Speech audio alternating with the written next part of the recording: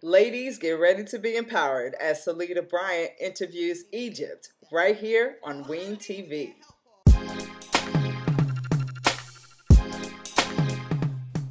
Hi, you're watching another episode of Ween TV. I'm your host, Saleda Bryant, and we're joined with the dynamic and beautiful Egypt, radio and television personality. Thank you so much for joining us here at Ween TV. Right. Now, you're a very busy lady. You are a pop culture correspondent for the Maury Povich Show. Yes. You are a radio personality for Premier Radio, which is in over 60 cities. Over 60. Actually, we're over 75 now. Yes. And now you are taking on another endeavor, which is to be a host for an event called Women Empowering Women. Yes, absolutely. Okay. Women Empowering Women Summit, which is coming up. We're very, June very 14th excited to the 15th. about it.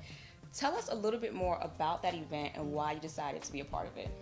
Well, you know what? The mission of WEW is really my mission, which is to uplift, empower, and embrace women. Right. You know, so often women, we look at each other like competition, and we really, really need to change that mindset. What are your views on the current state of the entertainment industry as it pertains to women?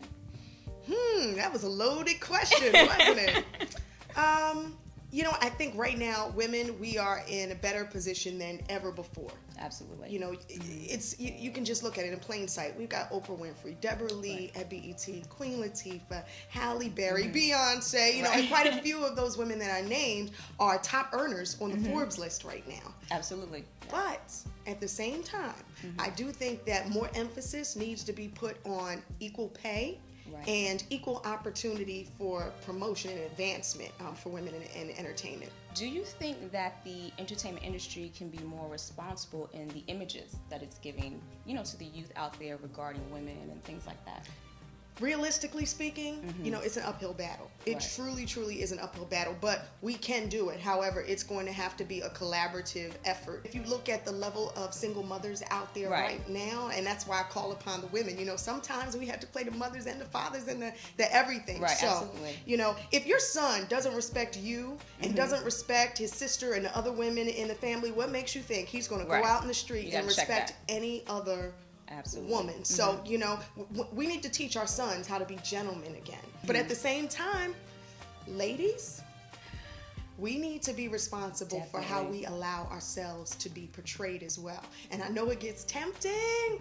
Look, I'll say it myself. I was in King magazine. I was featured in a few other magazines when I was a bit younger. And it was tempting. You know, it looked like it was the thing I was supposed to do. And then you step back and you say, what message am I sending? You know, how do I want people to look at me? Right. And in the future, will I want my kids to see, you know, these pictures? What type of name are you really trying to make for yourself? And I think that's what we have to ask ourselves each and every time that we go out and we make a move that could potentially compromise ourselves and our self-value. Whether we're talking about young girls or young boys, how can we sort of engage them in the process of saying, you know what, let me hold my head up a little bit higher? I think that we are in an entirely different time than any of us have experienced in our own life. This is a new day. Barack Obama, I'm not saying it like Jesus Christ has come back to the earth, but I am saying this is the first time ever, that children will grow up and see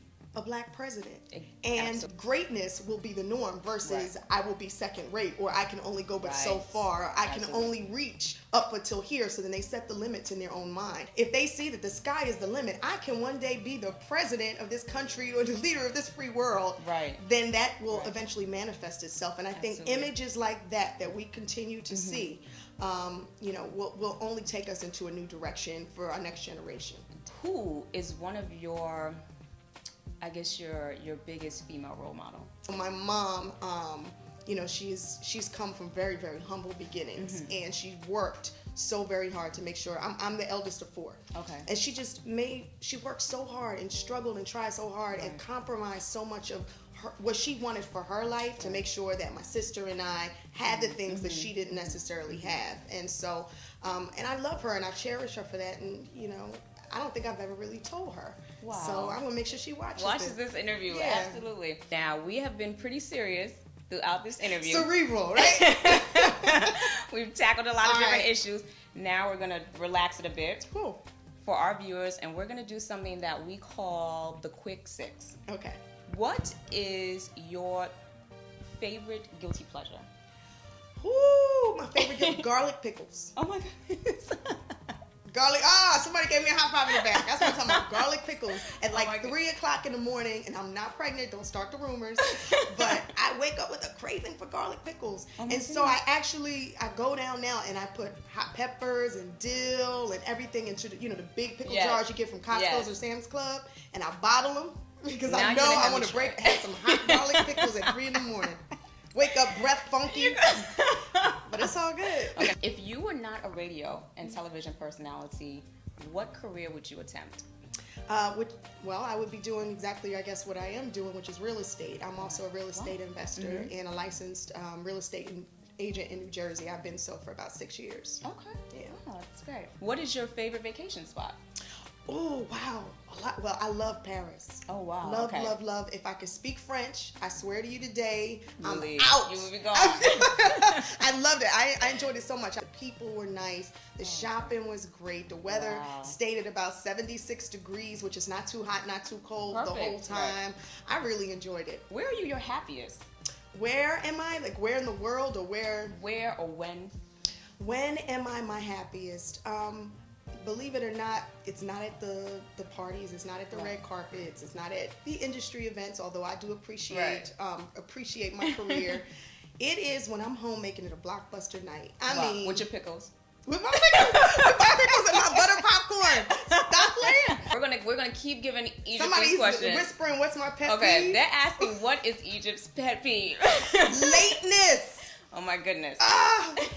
But not just other people, myself. I don't like being late. I don't like keeping people waiting. But in turn, I don't like people keeping me waiting. Right. One of my very best friends in the world is the worst person. I mean, oh my goodness. If I tell her 4 o'clock, she'll say, "I thought you said 8:04."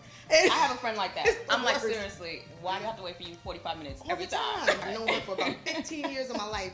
I don't know how I haven't caught on and just said 2 o'clock. Right. Precious. Right. 2. We're shouting you out, Precious. What do you think is the best quality that you could have in a friend? The best quality, honesty. Please don't feed me any pipe dreams, and don't sugarcoat or put a cherry on top. One of my other very closest friends, her name is Amber, Amber Noble, and she's brilliant, but I appreciate that she keeps it so raw with me. Right. And you need those type of people in your life that aren't going to let you walk outside with your dress in the back of your stocking. Right. You know, those people that aren't going to let you, when you say, "Ta-da, don't I look good?" Say, like, no. No, you don't. No, baby girl, come on, back in the bathroom. We're going to put this together and fix you up. Or when, and it does happen, it's happened to the best of us, when your head might get right. just a little big. You might feel yourself just a little too much. That friend is saying, right. I remember when. Bring it back down to earth. I remember when you were helping me push my Honda down the street when it broke down. Please not forget those days. Tell our viewers more about your upcoming show. Oh, the TV show. Okay. You'll be able to catch me weeknights at 11 p.m. That's our scheduled time right now. Nationally, you got to check your local listings. Fine Living Network, all right? I'm going to be the host of Bartender Wars, which is just fun, reality, action-packed, pulling jokes and pranks on the customers and the clients. You got to make sure you watch it, all right? And make sure you log on to my site, EgyptSaidSo.com. Okay.